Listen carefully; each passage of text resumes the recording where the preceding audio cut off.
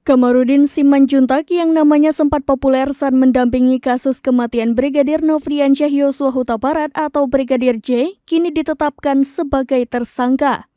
Kabar penetapan Kamarudin Simanjuntak menjadi tersangka kasus pencemaran nama baik ini dibenarkan oleh Direktur Tindak Pidana Siber Bareskrim Polri, Brigjen Adi Vivit.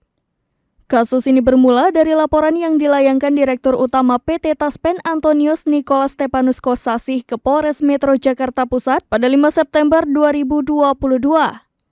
ANS Kosasih melaporkan Kamarudin Simanjuntak terkait pernyataannya yang videonya beredar di media sosial.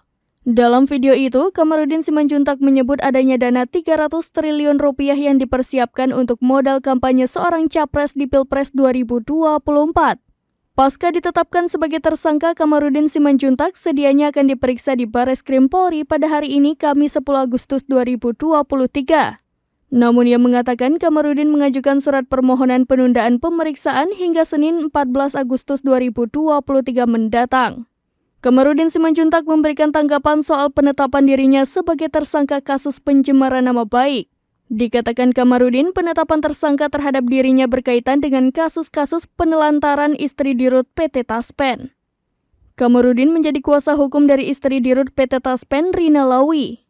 Ia menyebut Dirut PT Taspen ANS Kosasih lah yang justru berbohong. Dalam kasus tersebut, selain diduga menelantarkan istri, ANS Kosasih juga diduga melakukan KDRT.